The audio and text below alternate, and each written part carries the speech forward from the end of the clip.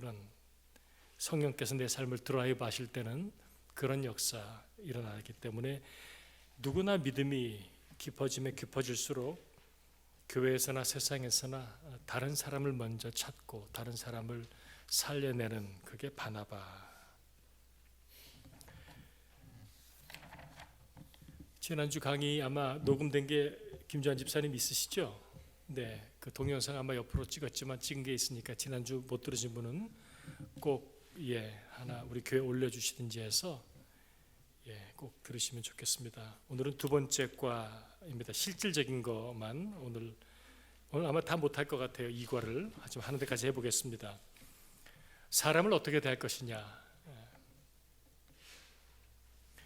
이 내용은 바나바 사역을 하기 위해서 새 가족들을 위해서 우리가 배우지만 사실은 우선은 나 자신을 먼저 한번 오늘 이 과정을 통해서 나는 어떤 체질이고 어떤 형질이고 지금 어디쯤 와 있는지를 내 스스로를 먼저 발견할 수 있고요. 그리고 중요한 것은 새 가족한테 너무 우리가 잘하고 나이스하게 해야 하는데 그건 새 가족한테만 잘하면 되는 게 아니고 이건 우리가 쇼하는 게 아니잖아요. 결국 우리가 바나바가 되어가면서는 나에게 가장 가깝고 소중한 가족에게부터 이런 변화가 일어나는 게 맞습니다. 맞습니다. 그 내용을 한번 쭉 살펴보도록 할게요. 제2과 교재 없으세요, 장로님? 있으시죠? 네. 제가 좀 읽겠습니다. 쭉 눈으로 따라봐 주세요. 사람의 영혼은 하나님의 형상과 모양을 닮아서 본질적으로는 동일하지만 내적 형성의 모습, 성품은 개인에 따라 서로 다릅니다. 타고난 기질, 유전적인 요인이 다르고 살아온 환경에 따라서도 다르고 또 연령에 따라서도 달라지는 게 우리 사람입니다. 오늘은 두 가지, 존재적인 면, 방법적인 면. 존재적인 고찰, 사람의 존재는 참으로 신비하고 복잡합니다. 사람에 대해서는 일반적인 기질과 심리적 두 가지로 살펴봅니다. 먼저 네 가지 형태의 사람이 있다고 합니다. 지난주에 숙제를 내드렸는데 한번 다 읽어보시라고 말씀드렸는데 읽어오셨습니까? 박장로님? 박장로님은 이 기질 중에 어느 기질에 해당되십니까? 괜찮습니다. 나눠주셔도 우리 다 이해합니다. 우울증하고 또 어떤 게 또 있으세요? 하나가 강하세요? 거의 다 있죠. 누구나 거의 다 있습니다. 누구나. 그런데 그 중에 특별히 강한 게 있어요. 정유리 사모님은 어느 숙제했습니까? 다혈질입니까? 자타가 공인하는 다혈질 맞습니까? 담즙질하고 다혈질.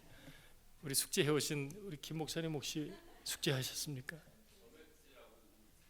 점액질하고 우울질. 네.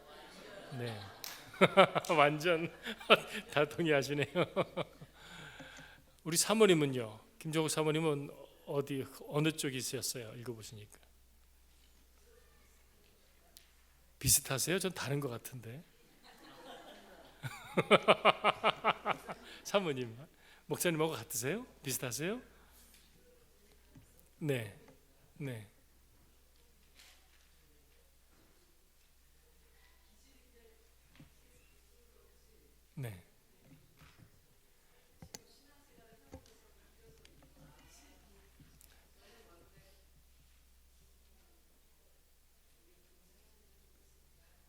나중에 목사님을 닮아가신 거군요. 뭐 할 수 없죠. 뭐 닮아가는 거는. 참 이 네 가지 기질, temperament, temper, personality 이거를 만든 사람 히포크라테스가 주전 400년 사람이라는 게 놀랍습니다. 그죠? 지금부터 2400년 전에 그러니까 하나님이 주시는 하나님이 사람을 초연으로 만드셨잖아요. 그래서 정말 대단합니다. 이건 사실 뭐 할 얘기가 많지만 누구나 이 기질들이 다 섞여 있습니다. 하지만 그 중에 어떤 것이 좀 강하게 나타나는 게 일반적이기도 합니다. 우리 정윤희 사모님처럼. 자, 우리 정 사모님 기질부터 한번 봅시다. 다혈질의 사람. 정 사모님 한번 읽어주실래요? 다혈질 한번 읽어주세요. 크게 한번 읽어주세요. 괜찮아요?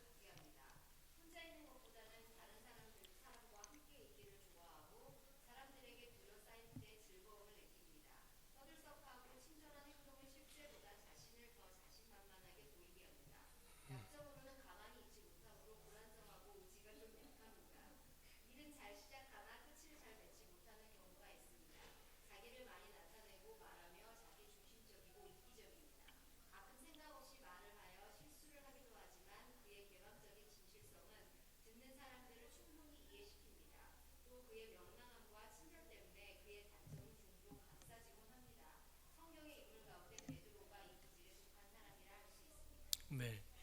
다혈질이라고 생각되시는 분 자기가 손 한번 들어보세요. 의외로 많으시죠? 의외로 많으세요? 맞아요. 의외로 많아요. 맞습니다. 자신이 담즙질이라고 생각되시는 분 혹시 누가 있으세요? 우리 권사님 한번 담즙질 한번 읽어주세요. 큰 소리로 한번 읽어주세요. 열렬하고 급하고 능동적이고 실제적이고 조직적이며 의지가 강한 질입니다. 고집이 강한 편이며 자타일을 방문하고 결정을 잘 내립니다. 때로는 자신만만하며 독립적입니다. 끝없는 생각과 계획과 야망으로 주의를 자극하며 실제적이고 예리한 지성을 가지고 있어 장기적인 계획을 훌륭하게 세우고 이루어갑니다. 감정적으로는 다른 사람의 생각에 쉽게 동요하지 않고 사회적인 불의나 불법에 곧잘 맞서곤 합니다. 역경에 처했을 때에는 오히려 힘을 얻고 목적을 향해 끈덕지게 노력하기 때문에 남이 실패하는 부분에서 곧잘 성공합니다. 약점으로는 성급하고 거칠며 화를 잘 내고 오만합니다. 목표만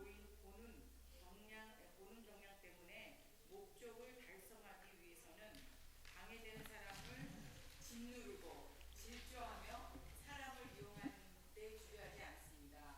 기회주의자라는 말을 듣곤 합니다. 타고난 지도자로 항상 남을 지도하는 일을 합니다. 성경의 인물 가운데에서는 바울을 들 수 있습니다. 네, 바울 같은 사람입니다.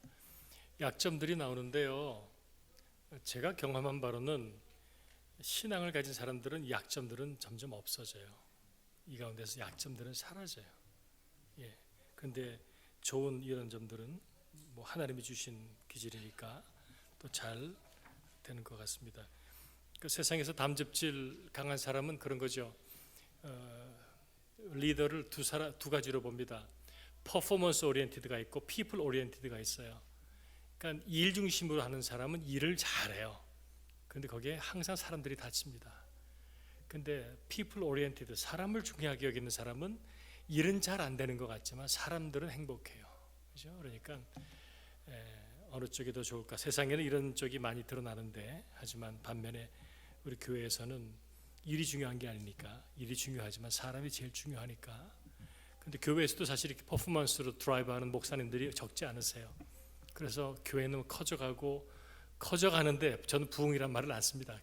교회는 큰데 상처받는 사람들이 투성이에요. 근데 저는 그건 아닌 것 같아요. 그건 하나님이 기뻐하는 건 아닌 것 같고. 우울질 손 들어보세요. 우울질. 장로님 우울질이세요?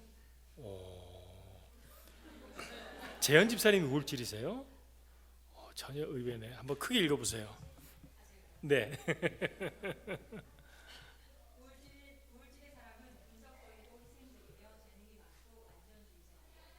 감수성이 예민하여 누구보다도 가장 예술을 즐겨 감상합니다. 성이 약간 내성적이지만 한번 감정이 움직이기 시작하면 여러 가지 기분을 나타냅니다. 우울과 침체 속에서 자신 위주로 반항적인 태도를 취하지만 기분이 날 때에는 외향적인 행동을 하는 때도 있습니다. 친구를 쉽사리 사귀지 못하지만 한번 사귀면 충실한 관계를 갖습니다. 자기 자신이 다른 사람들을 찾아 나서기보다는 오히려 남들이 자기에게 오도록 하는 편입니다. 사람 앞에 나서기 싫어하는 성격을 갖고 있으나 사람을 좋아하며 그들에게 사랑을 받고 싶은 욕망을 갖고 있습니다. 그러나 자기를 더 알고 싶어하는 사람들의 눈에 교제하기보다는 의심하는 경향을 띄웁니다.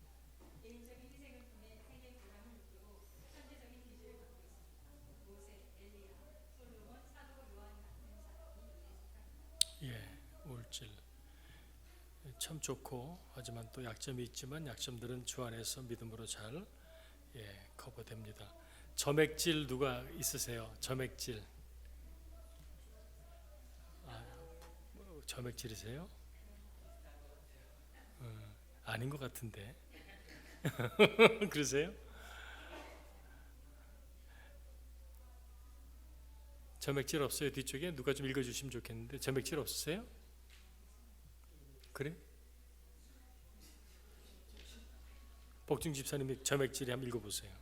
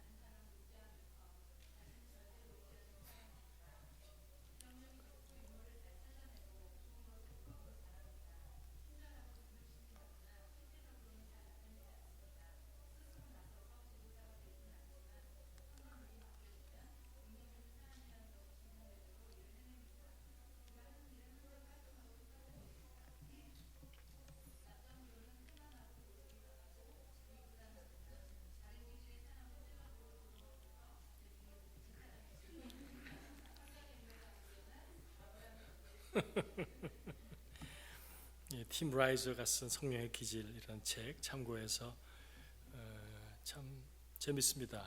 참 다양합니다. 너무 다릅니다. 그죠?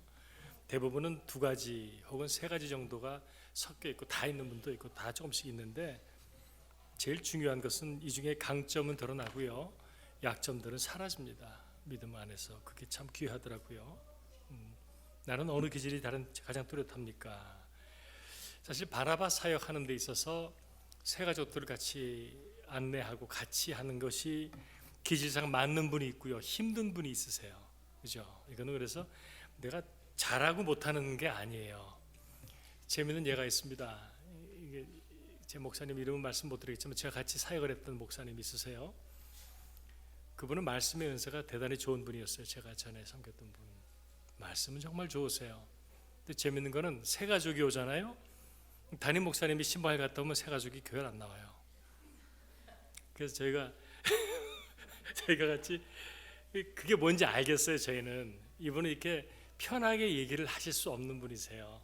객관적인 설교는 잘하시고 말씀에 대한 깊이는 엄청난데 이게 힘드세요. 그러니까 그게 한두 번이 아니고 새 가족들이 계속 안 나와서 찾아가면 담임 목사님하고 같이 시간 보낸 다음에 우리는 여기는 아닌 것 같다고 그래요. 그래서 그 다음에 저희 이제 목회팀에서 담임 목사님은 신방 금지.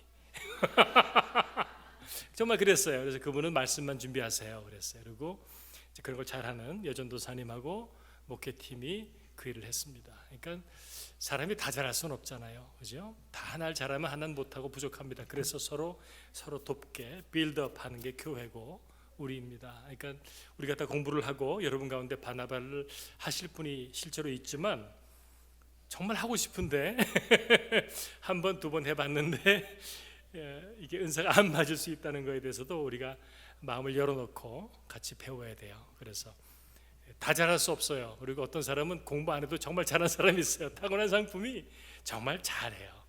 또 어떤 분은 정말 잘 준비하는데 막상 자리에 앉으면 그냥 굳어가지고 말도 잘 못하고 새 가족이 너무 힘들어하는 분들도 있을 수 있으니까 이런 걸 우리가 배우는 것입니다.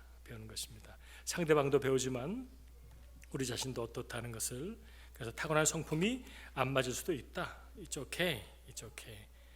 하지만 우리가 누구나 그리스도의 성품으로 또 발전하고 옷 입을 수 있습니다.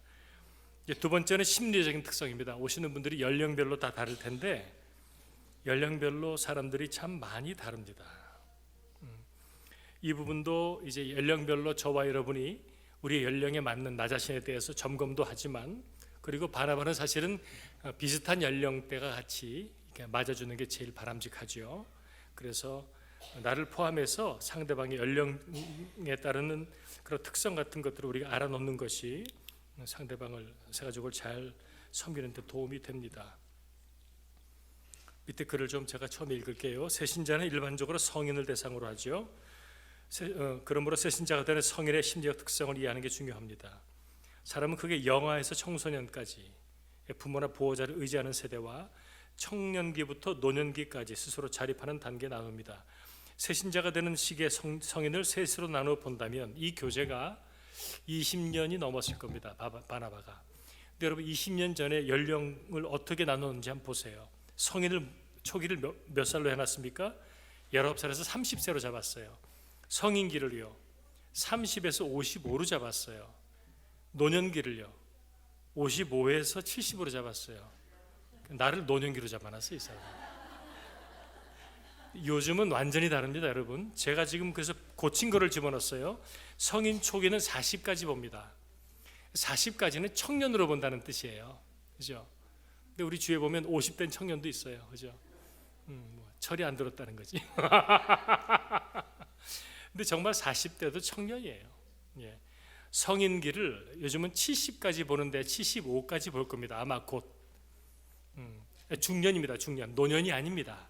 중년이 70까지 보는 게 지금 있는데 이것도 아마 75쯤 되지 않을까 하는 지금 계속 너무너무 건강해지고 모든 것들이 좋아지니까 그 옛날엔 자기 나이 0.8을 뺐거든요. 요즘은 그 옛날에 60은요 68, 48, 48살이에요. 우리 20년 전, 30년 전에 48살에 건강과 정신과 상태예요. 지금 60이. 그렇게 생각 안 드세요, 장로님?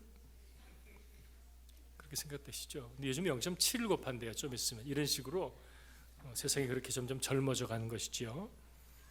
그렇게 우리 나눠서 보겠습니다. 그 다음 넘어가서 성인 초기 19세에서 40세 특징은 친밀감 대 고립입니다. 우리 여기 40 밑에 분이 어디 계세요? 크게 읽어보세요. 크게 읽어보세요. 큰 소리로 읽으세요. 신랑. 네.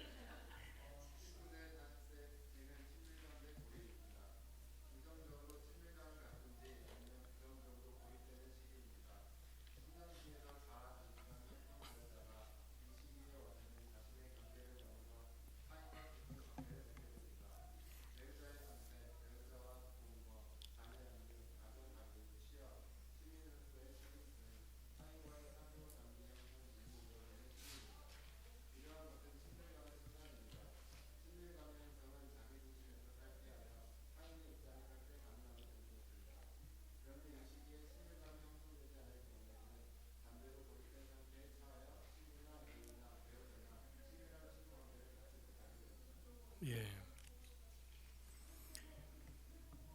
이제 독립이 되고 부모 가디언 밑에서 도움을 받고 살다가 이제 대학을 가는 나이죠. 대학 가서 이제 인디펜던 해야 되는 시기.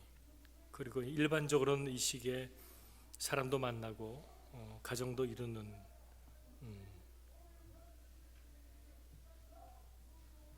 야, 우리 아이들 밑에서 불을 받네. 불을 받아 아주 그냥 할렐루야. 그래서 그런데 중요한 단어가 있어요. 친밀감 대 고립입니다. 그래서 밑에서 세 번째 보면 친밀감의 형성은 자기 중심에서 탈피해서 타인의 입장에 설 때 가능하게 되는 것이죠.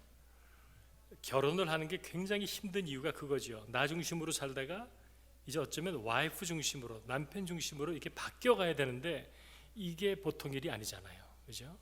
자아가 죽어야 되잖아요. 그러니까 이때 친밀감이 잘 형성돼 갈 수도 있지만 아니면은 완전히 더 고립돼 버리는 그런 경우. 그래서 브로크업 되거나 아니면 그냥 외톨이처럼 여전히 자기 자신만 돌보는 그런 시기가 됩니다. 나이가 40대 돼도 어른아이 같이 된 분들이 참 많습니다. 저도 먼저 교회에서 TNT라고 20s and 30s에서 청년하고 영커플들 저희 집에 모양이 모일 때 50명이 모여 있었어요. 근데 제가 보면서 정말 한심했던 게 옛날에 우리 30대 40대는 정말 목숨을 걸고 교회를 섬기고 엄청난 일들을 했는데 애인 거예요. 아이를 낳아도 부모가 게임을 하고 논다는 거죠. 애가 있는데 같이 부부가 앉아서 게임을 하고 논다. 뭐 게임 할 수 있어요. 그런데 이제 생각하는 거나 이런 것들이 너무 어린 거예요. 그래서 제가 담임 목사님에게 말씀드리고 그걸 없애버렸어요. 다 흩어버렸어요. 다 구역에 다 집어넣어버렸어요. 배우라는 거예요. 가서 애처럼 놀지 말고. 요즘에 점점 더 그렇게 돼가는 것 같아요. 반면에 철이 든 사람은 아주 이때 큰 일들을 하죠. 옛날에 우리나라 독립운동했던 분들이 다 20대였습니다. 20대 중반이었습니다. 나라 위해서 목숨 걸고 20대였습니다. 우리나라 왔던 선교사 전부 20대 초반부터였습니다. 그러니까 세상이 이렇게 올해는 살게 됐는데 멘탈이나 스피리추얼리는 너무 덤해지는 그게 아마 말세의 특징이 아닌가 그런 생각을 해요. 그래서 사실은 이게 이제 청년부에 해당되는데 청년부 사역이 정말 쉽지 않아요. 요즘 정말 쉽지 않아요. 영적으로 갈급한 사람이 있는 반면에 완전히 그냥 아이 같은 사람이 있어서 이걸 맞추기가 너무 어렵습니다. 그래서 참 요즘은 청년 바라보기엔 정말 쉽지 않습니다. 그 다음에 성인기 70까지만 일단 보죠. 장년입니다. 노년 아닙니다. 장년기입니다. 우리 주한 집사님 한번 크게 읽어주십시오. 성인기 40세에서 70세는 안정되고 성숙한 시기로 한마디로 자기 자신을 증명하려는 시기입니다. 그 특징은 생성감 대 자아 탐닉입니다. 긍정적으로 생성감을 형성하든지 아니면 부정적으로 자아 탐닉의 상태에 빠지는 것을 말합니다. 생성감이란 단순히 자신과 자기 새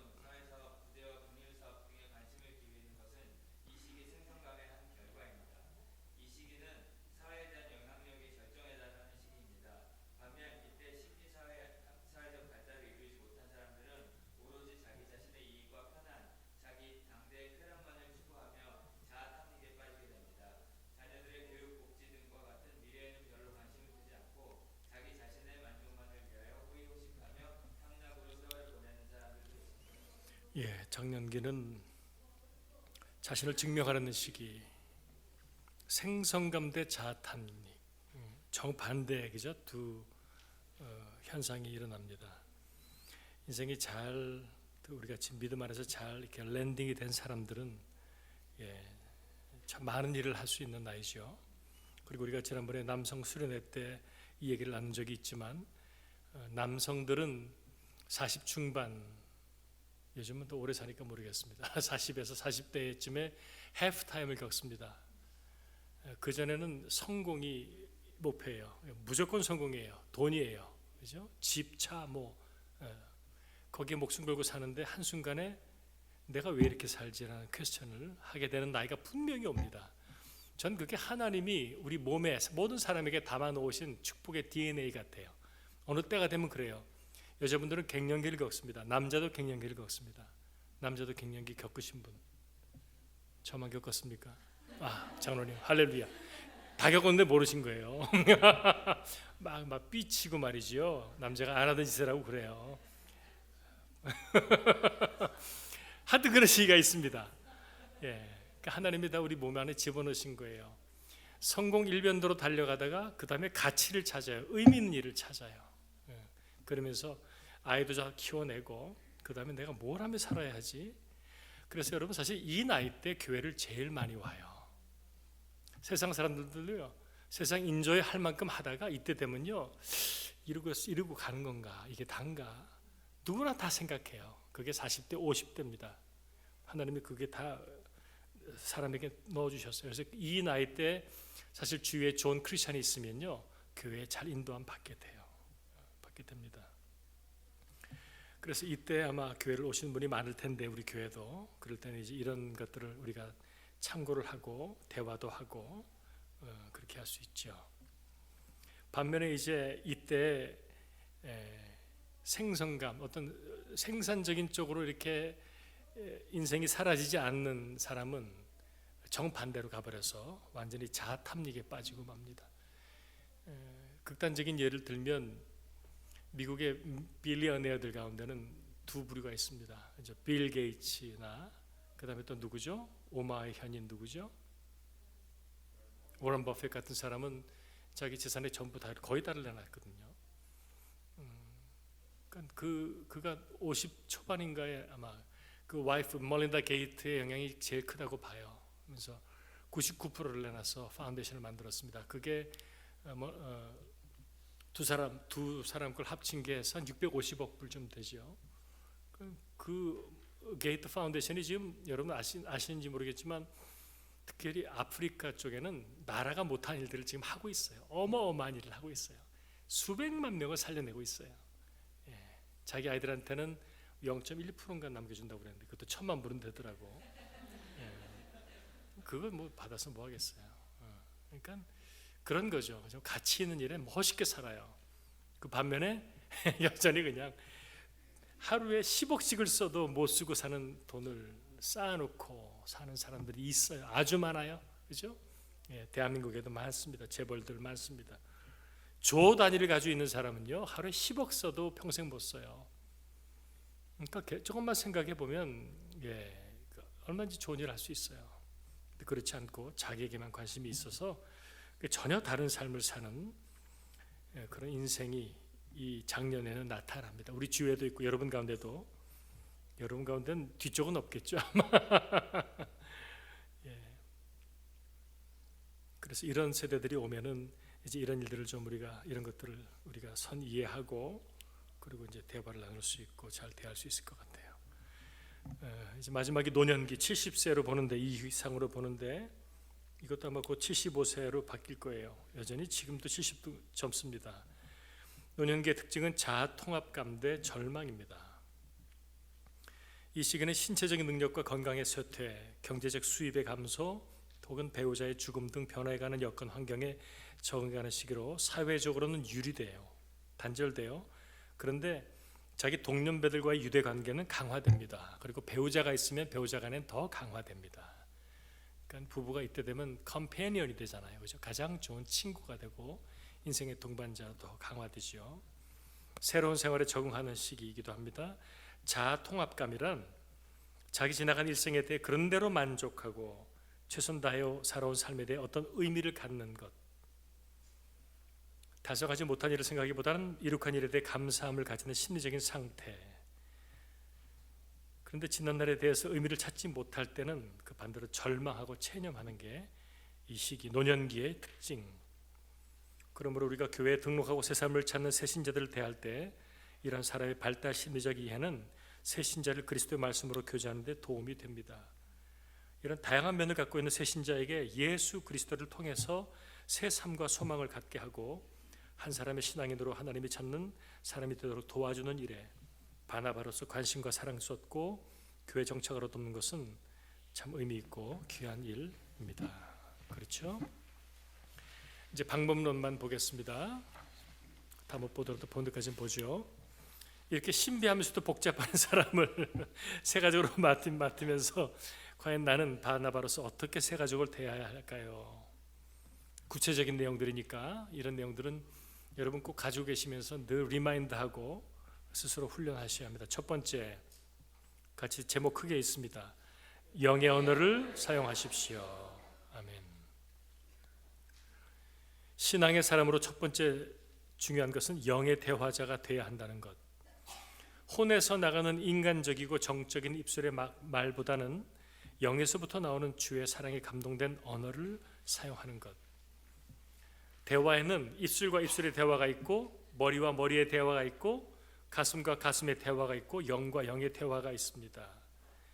영의 대화는 말을 많이 하지 않더라도 영에서 나오는 언어로 눈, 얼굴, 표정 통해서 말하는 대화.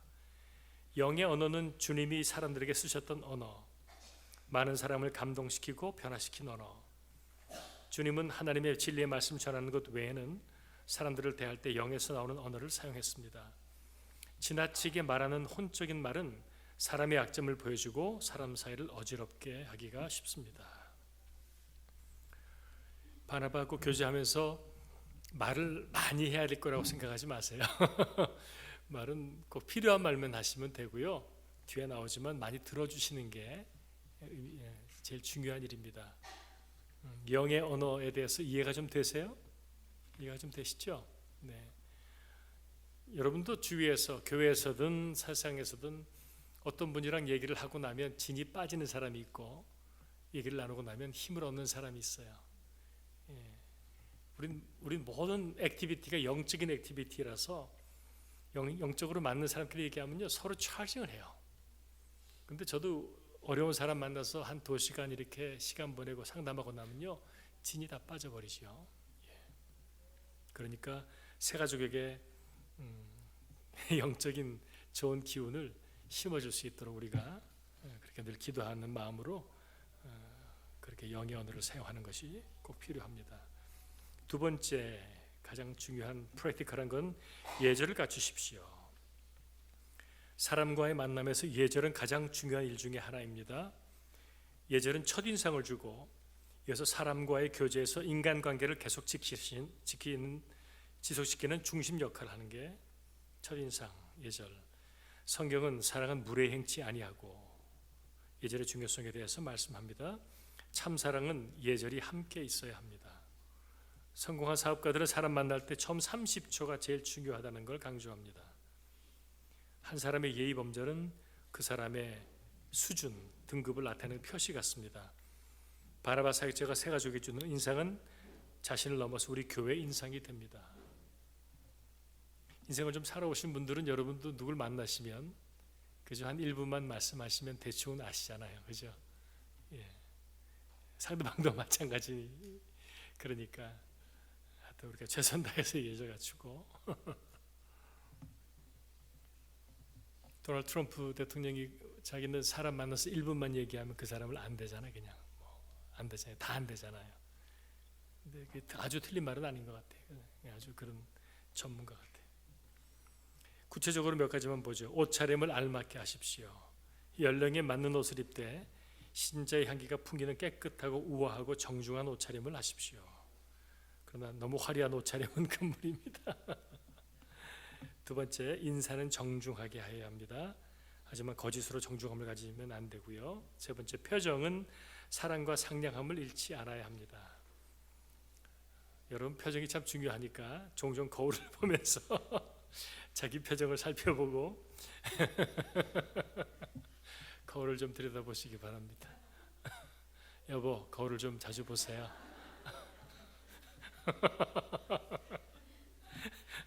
언어는 부드럽고 친절하며 꼭 경어를 사용하십시오. 친근함을 느낀다고 반말이나 고르지 못한 말을 함부로 하는 것은 첫인상에 결정적인 흠을 가져다주고 계속되는 만남에도 역효과를 가져다줍니다. 우리 기질이나 성품에 따라서 이렇게 편한 말이 금방 쉽게 나오는 분들이 있으세요. 그건 기질이에요. 근데 이제 새 가족에게는 또 상대방이 어떨지 모르니까 최대한 조심해서 그렇게 하는 게 꼭 필요하겠습니다. 세 번째, 상대방의 믿음에 따라서 지혜롭게 대하십시오. 같은 얘기겠지만 사람마다 믿음의 분량이 다릅니다. 새신자 대할 때 내 믿음의 기준에서 하면 안 됩니다. 젖을 먹는 어린아이에게 밥을 먹여서는 안 되는 것과 마찬가지. 바울은 고린도 교인 대할 때 그 믿음의 상태에 맞게 대했습니다. 같이 읽죠. 형제들아, 내가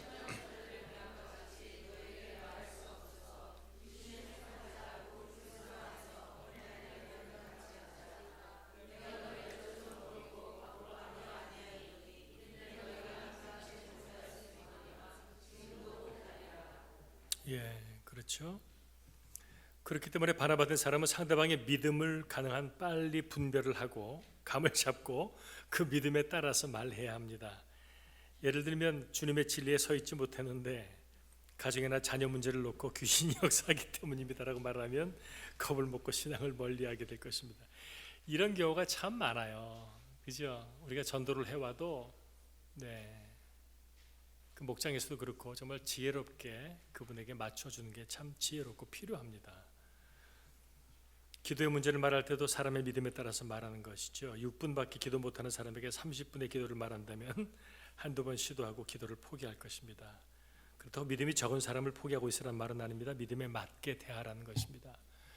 우리가 사람을 대할 때 이제 우리가 바나바 사역을 하게 되면 새 가족을 소개받으면 앞으로 3주를 그 새 가족을 우리가 맞이하고 같이 예배드리고 같이 식사하면서 교제하고 중에 교회 리더들을 소개시키는데 바라바에 나중에 배우겠지만 첫 번째 가장 중요한 게 매일 그분을 위해서 기도하는 거예요.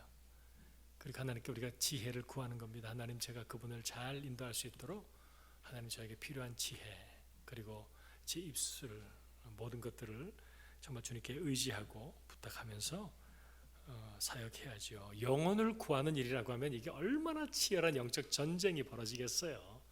말도 못하죠.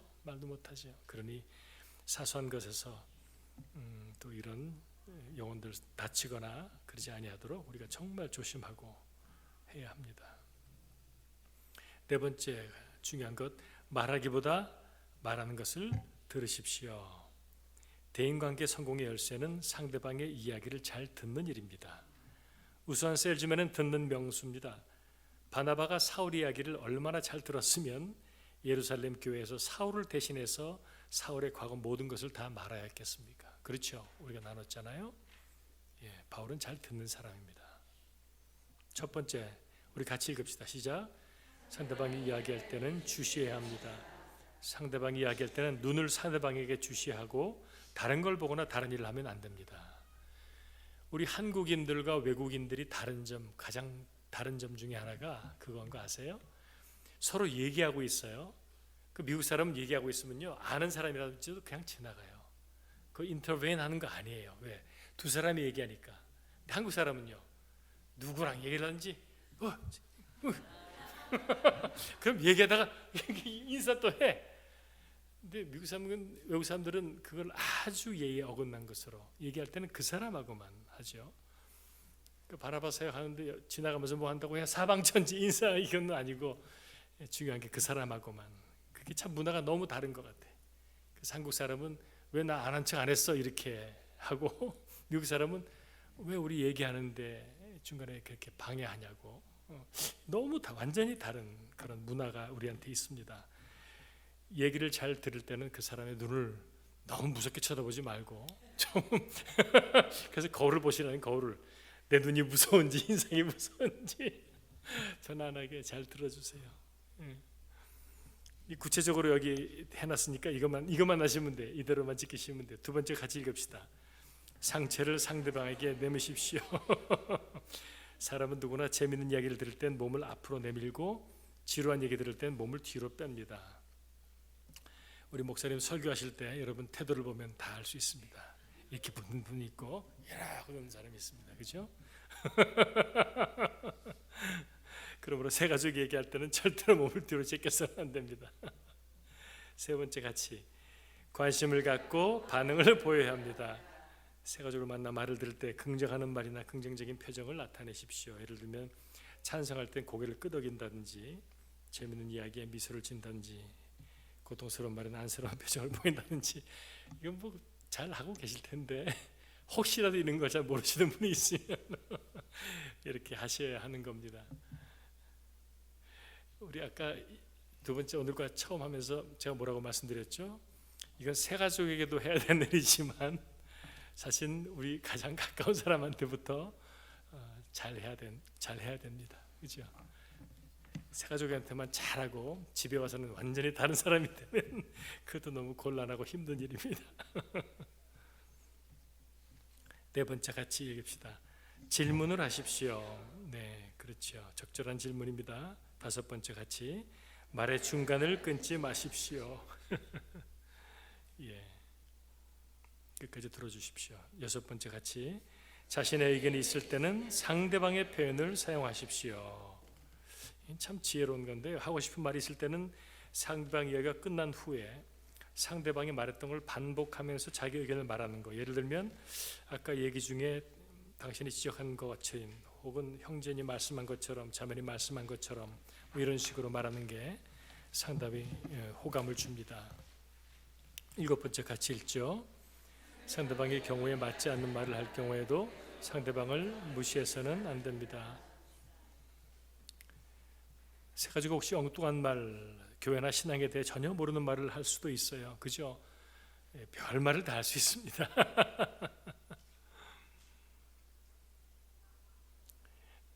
제가 이렇게 북한에 가서 북한 관리들을 만나죠. 그러면 제가 2003년도에 제일 처음 만난 북한 관리는 전혀 뭐 들은 적이 없으니까 저한테 혼자 둘이 있을 때 저한테 뭐라고 문제 아세요?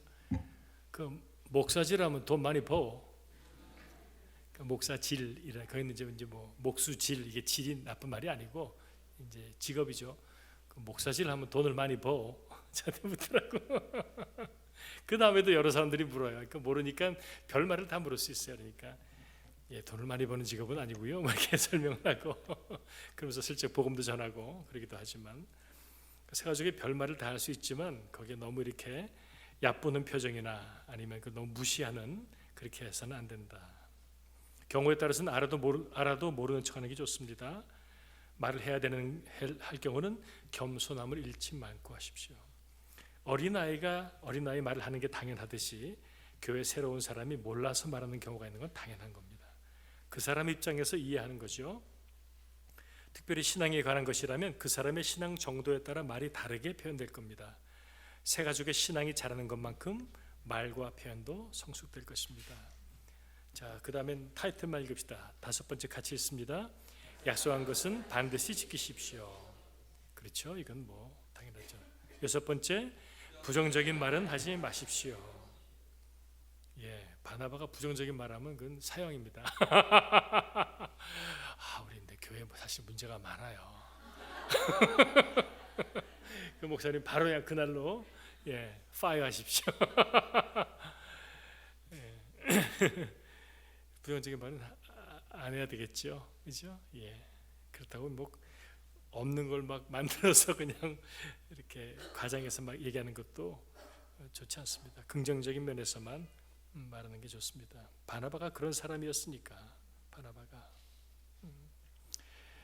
7번 같이 읽습니다. 자신에 대해서 많은 말은 하지 마십시오. 그렇죠? 네. 얘기하다 보면 여러분 자신에 대해서 많은 말을 하게 되는데 참 지혜가 필요한 것 같아요. 그죠? 가능하면 상대방의 얘기를 많이 할 수 있도록 하고 많이 들어주시고 많이 공감해 주시고 얘기해야 한다면 우리 교회와 목사님에 대해서만 말씀을 해 주십시오. 그리고 다른 성도에 대해 말할 때는 긍정적으로만 말하시고, 여러분 사회적 신분, 교회에서 직분, 재물, 과거 세상 경력, 교회 경력 말하는 건 바람직하지 않다고 봅니다. 너무 알려고 그래도 뭐 차차 아시게 될 거예요. 그리고 이제 지나가는 게 지혜다. 8번째 같이 읽죠. 상대방의 들은 말은 누구에게도 말하지 말 것. 예. 이거는 뭐 바나바뿐 아니고 우리 교회에서도 마찬가지고요. 심지어 담임 목사님에게도 가장 어려운 일을 성도들이 얘기할 수 있어요. 근데 그런 어려운 일을 얘기하고 나면 교회를 떠나는 경우가 많아요. 예. 얘기해야 될 부분이 있고 얘기하지 않을 부분이 있는데 너무 아플 때는 별걸 다 얘기하거든요. 근데 내 약점을 알아, 목사님이. 그게 자기한테 버든이 되는 거죠. 믿음이 있을 때는 괜찮아요. 예, 은혜 안에서 괜찮은데 이게 또 영적 전쟁으로 그냥 회방질을 하고 이간질을 하면 그렇습니다. 그래서 너무 깊은 얘기는 우리 교육자들도 듣지 않는 게 지혜고요. 하물며 뭐 새 가족한테는 마찬가지 뭐 말할 것도 없죠. 그래서 무슨 말을 하더라도 누구에게도 말해서는 안 됩니다, 여러분. 그래서 밑에 밑줄 친 것처럼 너무 깊은 과거 내용을 듣지 않는 것도 한 가지 지혜입니다. 여러분은 이제 바나바 사역을 하시면은 매주 그분과 만나고 교제하고 뭐 통화하고 이런 것들을 이제 보고서를 쓰게 돼 있어요. 근데 거기도 쓰지 않아야 될 거는 안 쓰셔도 됩니다. 그리고 이제 이미라 전도사님이나 김일영 목사님이나 목회자한테 꼭 알아야 될 부분들은 이렇게 따로 말씀해 주시고, 행여나 만에 하나라도 새 가족하고 바나바가 얘기한 거를 바나바가 다른 교인들하고 얘기를 하는 이런 일은 그건 있을 수는 없습니다. 예, 교회는 한국 교회만 그런 게 아니고 미국 교회도 그렇습니다.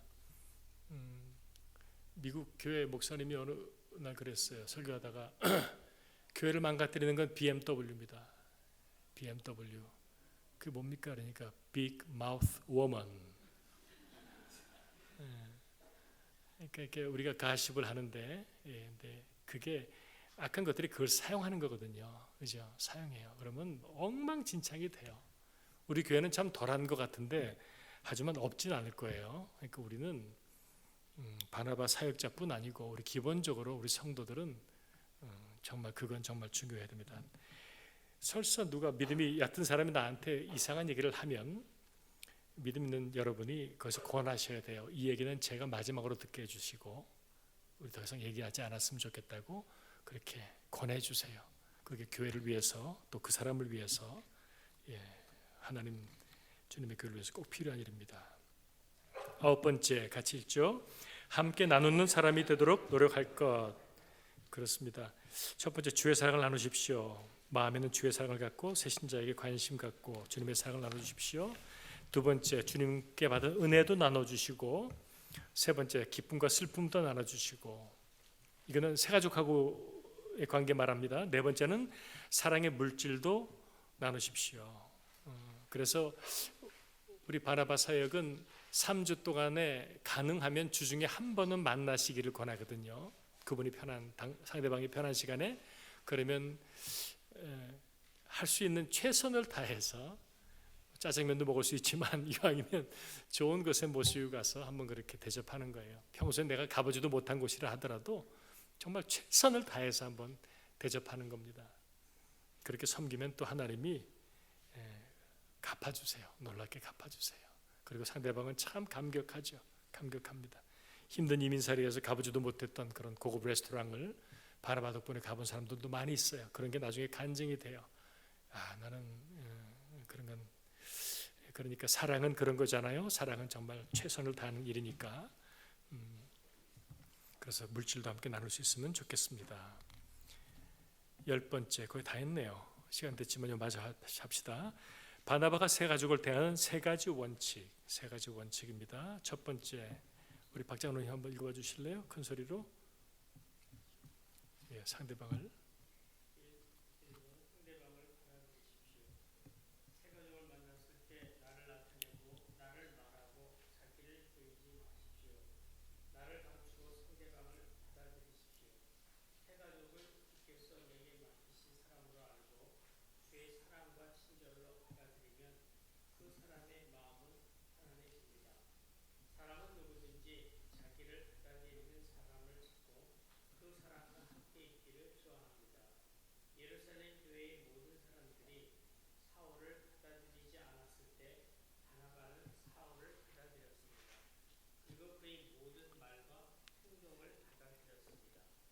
결국 새 신자를 받는 사람이 그 사람을 얻고 교회도 그 사람을 얻게 되는 것입니다. 예.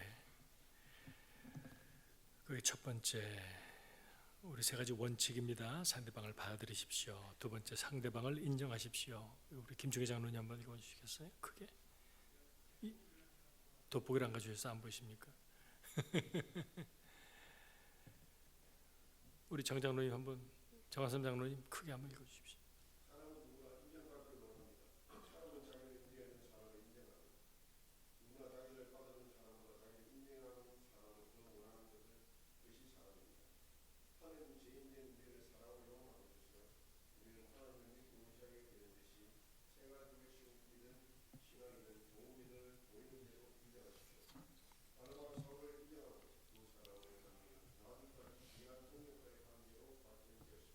네, 인정하고 칭찬하는 것이지요. 세 번째, 상대방을 중요하게 여기십시오. 이제 앞으로 하나님께서 내게 맡겨주신 새 가족은 하나님 나라와 우리 교회에서 아주 중요한 사람이라고 생각하십시오. 그리고 그 사람의 장점을 관찰하십시오. 사람은 누구나 자기가 중요하다고 여겨질 때 최선을 다하고 적극적으로 참여하게 됩니다. 새 가족은 우리 교회에서 중요한 사람의 하나인 것을 바나바 스스로가 생각할 뿐 아니라 새 가족에게도 이것을 알게 해주십시오. 모든 사람은 다 똑같지 않습니다. 하나님은 한 사람 한 사람에게 남에게 없는 특별한 재능을 주셨습니다. 하늘에서 내리는 수많은 눈송이도 그 결정체가 똑같이 생긴 건 하나도 없다고 합니다. 새 가족을 우리 교회에 꼭 필요한 사람으로 인식하고 그렇게 말하고 그렇게 대해야 합니다. 이 세 가지 원칙을 품고 새 가족을 섬긴다면 그분은 행복하게 주님의 교회 일원이 되고 기꺼이 우리 교회 한 가족이 돼서 행복한 교회 생활, 신앙생활로 연결될 수 있을 것입니다. 아멘. 바나바 사역이 잘 되면은 우리 교회는 다른 교회보다 정착률이 높더라고요. 30% 가까이 된다고 말씀하셨는데, 예, 그러면 우리는 한 90% 되겠네요. 한 5%에서 15% 됐던 교회가 70에서 90%가 되니까, 그러면 우리 교회가 많이 교인들이 늘어나겠지만, 여러분 우리가 늘 생각할 거는 인원이 늘어나는 것도 좋은 일이고, 하지만 그 영혼 하나 하나가 빼앗기지 않고 놓치지 않고 그렇게. 또 우리 교회는 참 좋은 교회라고 전 믿으니까 여러분들 이렇게 믿으시죠? 우리 교회를 사랑하는 마음 없으면 우리가 어떻게 이 사역을 하겠습니까? 잘 될 수 있도록 여러분 교제도 계속 참고해 주시고 또 교회 위해서 또 바나바 사역 위해서도 계속 기도해 주시고 우리 한 1분만 같이 잠깐 기도하고 우리 클로징 하겠습니다. 내가 여러분이 오늘 배운 내용을 잘 숙지하고 성숙한 바나바 같은 신앙인으로 내 삶의 자리부터 시작했으면 좋겠어요. 이게 돼야지요. 우리 가정에서 먼저 돼야지요. 우리 교회 안에서 먼저 돼야지요. 그래야 새 가족에게도 자연스럽게 되는 것이지요. 하나님 그런 삶을 살 수 있도록 하나님 우리를 더 깊은 신앙으로 인도해 주시기를 같이 한번 기도하십시다. 한번 기도하죠. 존귀하신 하나님 감사합니다. 오늘 배운 내용들이 여러 가지인데 하나님 우리 사랑하는 아버지 우리 성도들이 하나님 잘 배우고 우리 자신들을 하나님 앞에 다시 발견하고 하나님 교회 생활 신앙생활 또 온전히 아름답게 잘할 수 있도록 도와주시기를 바랍니다. 하나님 우리 교회 보내신 주시는 하나님 귀한 새 가족들을 은혜로 사랑으로 잘 섬길 수 있도록 주님께서 돌봐주시기를 바랍니다. 하나님 감사합니다. 주님 찬양합니다. 경배합니다. 하나님 영혼들을 살려내고 구원해내며 주님께 잘 인도함을 받을 수 있도록 하나님 모든 일들을 주님께서 허락해 주시고 주께서 함께하여 주시옵소서. 주님 인도하여 주시고